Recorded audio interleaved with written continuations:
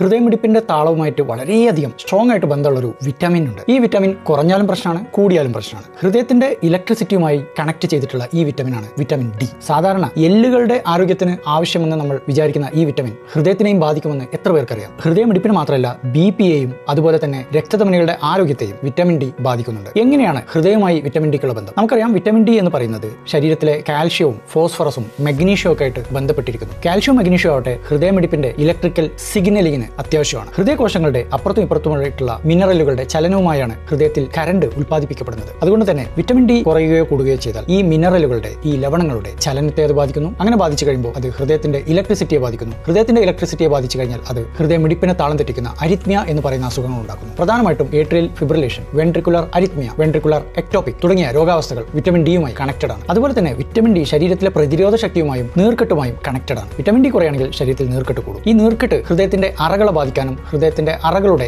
ഘടനയെ തന്നെ മാറ്റിമറിക്കാനും അതുവഴി ഏട്രിയൽ ഫിബ്രിലേഷൻ ഉണ്ടാക്കാനും സാധ്യതയുണ്ട്. നമ്മൾ അറിഞ്ഞിരിക്കേണ്ട ഏറ്റവും വലിയ കാര്യം എന്താണെന്ന് വെച്ചാൽ വിറ്റാമിൻ ഡി കുറവ് എന്ന് പറയുന്ന അവസ്ഥ ലോകത്തെമ്പാടും അഭൂതപൂർവ്വമായിട്ട് ഉള്ളൊരവസ്ഥയാണ്. സൂര്യപ്രകാശം ഒരുപാട് കിട്ടുന്ന രാജ്യങ്ങളിൽ പോലും ഇതാണ് അവസ്ഥ. പറയപ്പെടുന്നത് ലോകത്തൊട്ടാകെ 1 ബില്യണിൽ കൂടുതൽ ആളുകൾക്ക് വിറ്റാമിൻ ഡി കുറവുണ്ട് എന്നുള്ളതാണ്. ഇനി നമ്മൾ എന്താണ് ചെയ്യേണ്ടത്? പ്രായപൂർത്തിയായ നമ്മളിൽ കൂടുതൽ ആളുകളും ഒരിക്കലെങ്കിലും വിറ്റാമിൻ ഡി ഒന്ന് ചെക്ക് ചെയ്യുന്നത് നന്നായിരിക്കും. പ്രത്യേകിച്ച് വല്ലാത്ത ക്ഷീണമോ ഹൃദയത്തിന് റിസ്ക് ഉള്ളവർ നിർബന്ധമായിട്ടും ചെയ്യണം. രണ്ടാമതായിട്ട് കുറഞ്ഞ അളവിലെങ്കിലും സൂര്യപ്രകാശം കൊള്ളുന്നത് നന്നായിരിക്കും, പ്രത്യേകിച്ച് എപ്പോഴും ഓഫീസിനകത്തും വീട്ടിനകത്തും ജീവിക്കുന്ന ആളുകൾ. മൂന്നാമതായിട്ട് വൈറ്റമിൻ ഡി ഭക്ഷണത്തിലൂടെ കിട്ടാൻ കുറച്ച് ബുദ്ധിമുട്ടാണ്, എങ്കിലും കൊഴുപ്പുള്ള മത്സ്യങ്ങൾ, മുട്ടയുടെ മഞ്ഞ ഇതൊക്കെ കൂടുതലായിട്ട് കഴിക്കാം. നാലാമതായിട്ട് വിറ്റാമിൻ ഡി ഒരുപാട് കുറവുണ്ടെങ്കിൽ വിറ്റാമിൻ ഡിയുടെ സപ്ലിമെന്റ് കഴിക്കാൻ മടിക്കരുത്. അഞ്ചാമതായിട്ട് ഏതൊരു വ്യക്തിയും ശരീരത്തിലെ മഗ്നീഷ്യവും പൊട്ടാഷ്യവും കൃത്യമായ അളവിൽ കൊണ്ടു നടക്കാൻ നോക്കുക. അതിനായിട്ട് ഫ്രൂട്ട്സ് കഴിക്കാം, വെജിറ്റബിൾസ് കഴിക്കാം, പയർവർഗ്ഗങ്ങൾ കഴിക്കാം. ഇതുവഴി വിറ്റാമിൻ ഡിയുടെ കേട് ഒരു പരിധിവരെ ഹൃദയത്തെ ബാധിക്കുന്നത് തടയാൻ സാധിക്കും. ഇനി വിറ്റാമിൻ ഡി കൂടിക്കഴിഞ്ഞാൽ വിറ്റാമിൻ ഡി ടോക്സിസിറ്റി എന്നാണ് അതിന് പറയാം. ഇത് ശരീരത്തിൽ കാൽഷ്യം കൂട്ടുകയാണ്. ഇങ്ങനെ വരുമ്പോഴും ഹൃദയത്തിൽ മിടിപ്പിന്റെ അസുഖങ്ങൾ ഉണ്ടാവാൻ സാധ്യതയുണ്ട്. അതുകൊണ്ട് തന്നെ വിറ്റാമിൻ ഡി ടെസ്റ്റ് ചെയ്യാതെ ഒരിക്കലും സപ്ലിമെന്റ് കഴിക്കാൻ പാടില്ല.